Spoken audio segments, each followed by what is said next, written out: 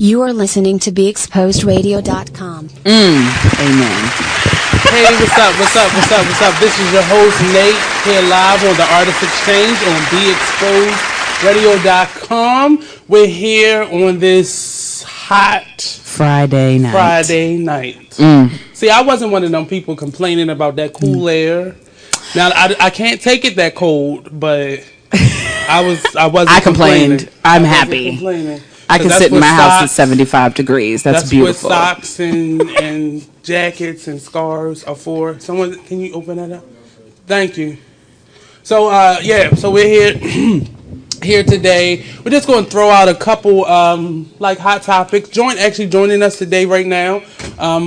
Hopefully, Miss Navasha's on her way. I think that's who's coming up the stairs. Safe we have passage. Miss Ilana Hall. In the studio. And Mr. Damien, he's Bird. paying the water bill right now. He'll be with us shortly. Damien Bird. Junior. Oh, wow. Junior. Yes. You know, they're serious. Those juniors and seniors and thirds, they're serious about that stuff. Yeah. My mother said no. My dad's name is Nathaniel. Your name shall be Nathan. You can have some of the lineage. Yeah, we have no Keme. That's as close to Kenyon as we were getting in my house. Wow. Yes. And that's his middle name. That's not the first name. Make them I like when they separate, but you got like 8 people with the same name. Yeah, so much. Back to back. And that's the thing I love. That's one of the things that I find funny about my extended family on Kenyon's side. In every generation, there's at least 2 Maliks. Oh, wow. So there are like 17 Maliks running around at the family reunion, and you never know who's calling who or who's talking to Malik. Who, me? No, you, Malik. No, that Malik over there. So, just a couple things that I'm shouting out. First of all, everybody that's graduating, shout out. Yes. Shout out to everyone Big who graduated ups. this college, high school, my trade school. Really loud because I hear everything. Oh, at like 110%. That's not good because I like my voice really loud though. It's not so good. But shout out to everybody that's graduating. Coppin, Morgan, UB, Loyola, Micah, JHU, those people. AM, AM, UJ, KJ, PM, AMA, JHU. Like you ever said that? Yeah. So and then all those letters. Right, my little cousin, she graduated this year from Douglas. Woohoo! So I'll be going to her graduation tomorrow. Big ups. Shout out to Kira. Shout out to Tati. She graduates this weekend. Tatiana, my cousin Adele. That's what they went up to go see. Oh. When the car exploded. Oh, wow. That's a whole nother story. I should be at home. Oh, wow. I should be at home. But that's okay. I'm here with y'all. That's okay. See, she's a hardworking mom. That's right. She gets it done. You gotta pay the bills. You gotta pay the bills. So we're here today. Mr. Damien, he just made a deposit. Go pay that water bill. It's expensive nowadays. It's expensive. Mm-hmm. But we're here today, and before we jump into who these people are, because there's some awesomely talented people, just some random news today. Broadway news. The Color Purple is actually coming back. Mm-hmm. It is starring Jennifer Hudson and the young lady from Orange is the New Black, Danielle Brooks. Wait. Yeah. Jennifer Hudson is playing Suge. She's playing Celie. Yeah, she lost the weight, so they let her do it. I wouldn't have did it if I was her. No, I would have went for Suge. It just seems like she's always in Fantasia's shadow now. Yeah. So I wouldn't have did it just for the sake of that. But she's not a Celie either. Like, no, she's not. She's not. She's a Suge. I would go see her as Suge. I think she would do a good job. Maybe not the best job, but a better job at Suge than Celie, in my opinion. But I don't know. You're not giving her even those props? No, I wouldn't do that. Miss Sophia? No, I would have accepted her in Chicago in the role that yeah. I would have accepted her in that. Yeah. Silly. Yeah, I don't like her in The Color Purple. I don't. But if she's going to be in it, then I would prefer Suge. And Danielle Brooks, she'll be playing, that's a young lady from Orange is the New Black. She'll be playing Miss Sophia. Oh, okay. I like Danielle Brooks. Orange is the New Black. I like that show. I haven't really watched it. You gotta watch it. Really. You gotta. So please don't send me no letters. I love white people, and they know that I love them. But I get really sick of seeing y'all. I get tired of seeing it on TV. There's just so much of it. So it took me a while to get into it because I'm like, okay, now I'm supposed to buy into Piper going to jail. And surviving. Who is Piper? Piper is the lead. She's the white girl that the show's about. That's who supposedly had went to jail, and she's writing about her experiences. Right. Okay. Right, because it's supposed to be based on it's autobiographical. Yeah, it is. That's right. Yeah. I've read that much into it, so I've read about. And so I mean, there's some good stories, and there are some interesting situations that a suburban white girl finds herself in, and that's. And I mean, there are plenty black people could have wrote this story, but their story wasn't interesting enough. Right. Their perspective wasn't interesting enough. Right. It's interesting when you're telling it from Piper's point of view because she has. Piper. Well, I don't know. There is a perspective that is outside looking in because this isn't really her world. She made a mistake. She was dating as most so many women do. She was dating someone who was making some bad decisions. No, as women. No.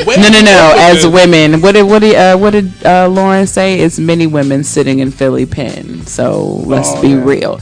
So she was dating someone she had no business dating. Got into what they were into, and now she's paying the consequences. You was grown. You made those choices. Cool. And now she's making millions off of it. Isn't that the way it works? Well, I mean, here's how I feel about it. There are lots of African Americans who go to jail and then make money off of that. Charles Dutton is a Baltimore boy, and he has that same story. Mm-hmm. Yes, he was from jail to Yale. Love that play. So it happens all across the board. Everybody, it's an equal opportunity thing, but there is a lot, and a lot. You get a lot more of white people telling black stories or white people telling stories. And I mean and you can tell the people who took care. Now this is my question about Orange is the New Black. Yeah. The character, I can't remember her name. She's really transsexual in real life. Yes. Is she playing a real woman on that show? No, she plays a transsexual woman. There, in fact, when you find out her backstory, to me. I didn't know where that was. They filmed him as a man. Before, like they filmed him dressed as a man, living as a man, and so they had him. I guess they had him or her. Sorry, they had her cut her meds, so she had the chest hair again and all that jazz and the facial hair, and then so they show it in story progression. They tell that whole story for her. Like when the transit right before how she got into jail was stealing credit cards. She was a firefighter. She stole credit cards from burnt out buildings, which is a very smart idea for those of you who want to be criminals. No, I mean everybody gets caught. But when the artists exchange, we do not support the ideas. We do not support the ideas. I'm just saying. But I mean, obviously she got caught. She's in jail. So how good an idea is it? But I'm just saying. So. Out of control. We do not support the values or ideas. I don't steal. You can live your life how you want it, though. I'm not knocking nobody's hustle. So, watch armor around burning objects. Can we not talk about burning objects? Right. Maybe I brought that up. So. Exactly. But so they tell that whole story. They give her a chance to tell what it was like before, what it was like during, and now what it's like after. But unfortunately, she's spending her post-surgical life behind bars, and they deal with her relationship with her son and her relationship with her wife or ex-wife. So there is a lot of effort made in giving these characters whole lives. There are very few two-dimensional characters on the show, which is rare for television. Usually you've got your main characters and they are whole people, and then you've got these little two-dimensional people. So is it written like Oz a little bit, where it's from one person's perspective, or is it like yes. It's mostly from Piper. It's about Piper and what she goes through. So anyone you meet all the people you meet are the people that she runs into. Now, there are a few characters that they tell some of their separate stories, but they always end up tying back in to Piper. Like Red, they talk about her life beforehand. She was a Russian gangster, dope-ass Russian gangster. And so they talk about her family really life and all into that stuff, but they bring it all back to Piper because Piper gets a chance to leave the jail for a day to go to a funeral. So she asked her to go and check on this restaurant that we've been watching for months and months, and we find out then that it is closed. So everything always ends up going back to her. But you have other things to talk about, so. I mean, it was just interesting to me that It's a good show. To that. Also, NBC is doing like a live broadcast of a live TV movie of The Wiz. And who's cast? Stephanie Mills is going to be on TM, and they're looking for Dorothy. Oh. You don't think Stephanie Mills can be on TM? She's an old lady now. Yeah. She got the pipes. But I think I like her as Auntie M. I'm surprised that she agreed to do it. Because my pride, my ego would take. I was the original Dorothy, and you want me to be Auntie M now? Well, I mean, she's Dorothy. See, well, that would be the difference for me. She giving Dorothy the side eye the whole time. Right. Well, I mean, it goes back to that. I don't know. I appreciate that. She has been allowed to be a part of it. This is a historical event. They have asked her to come and be part of it, and she chose to be part of it instead of being ego. So, big ups to her. I that's the way I view it, because how many actors would have missed out on so many things if they had? But she doesn't look her age. She looked like That's what Diana makeup is Ross for, did darling. when she played it. That's what makeup is for, darling. No, it's not that much makeup. Diana Ross was clearly in her 30s when she played Dorothy. Well, Diana Ross looks like a child, though. Her body did, but I was looking in the face. And you did not look like you was no teenager to me. I'm sorry. I didn't. You didn't. Well, they cast Dorothy. Dorothy. Help me, Lord. They cast Diana for the box office. They didn't really cast her for the talent. Oh, but she was talented. She was talented, but that's not why they cast her. Right. They cast her because she was going to bring in the money. I'm just glad they didn't. It's the same reason why they keep casting Halle Berry and stuff. And then I love you, Halle, but that's why you keep getting cast, because people will come to see your movie just once. Damn. But they will come. So, also on a down note, I don't know how to explain this, but people are dying every day. Amen. Literally. They're dying every day. A friend of mine just texted me, and she was saying she had heard a gunshot. And she was driving on the east side, and she heard the gunshot, and she was like, it sounded like it was like behind me. And she was like, she pulled over, and like all these people were like rushing in one direction, and there was a body laying in the street. I was like, this is like, how do you go from one extreme to the second extreme?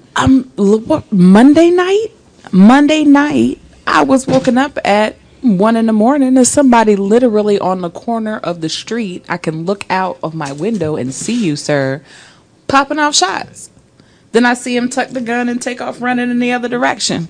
I ain't seen nothing on the news about nobody dying, so I mind my own business. But whoa, like that's what I woke up to. Nobody else woke up. But I don't know if everybody else has seen the clip, but there's a audio. If you could find it, Robbie. The audio of the police officer basically snitching on the police, saying that the police have taken this. I'm only going to respond to 911 calls. We're not doing any policing. We're not doing any canvassing. They're only responding to if you call into 911. So they're not investigating anything. There's no like preventative methods going on right now. It's just if you call in, then we go.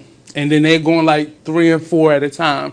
So they're trying to say they're more worried about their own safety than the safety of the individuals that they're getting paid to protect. So how do you guys feel about that? They were always. They were doing that anyway. They were doing that anyway. It's not like we stood up and said, "Oh, hey guys, don't be around. We want you to shoot us in the back." You know, it was more of a thing where we were just like, wait a minute, we're right next to the police department. We can't talk. It's like we've been doing that. My apologies. We've been doing that for the last 2 months. My apologies for standing up for civil injustices. I don't want the building surrounded when they. God forbid I have freedom of speech. You know, it's just gotten to a point where I felt like something was going to happen in a backlash. Like once the police, the leader of the police union stepped up and basically kind of like disrespected the mayor and the city and basically gave us the middle finger. But that's basically what the police officers are doing now. So you're going to complain about what we do? We're not doing anything. Like, clearly, and that was a police officer. He was, of course, he was shielded. You couldn't really see his face, and his voice was camouflaged. But he was saying the... Sorry, that was just a snippet of the show, but you can check out the whole entire show every Friday at 7 p.m. and Saturdays at 12 noon right here on BeExposedRadio.com.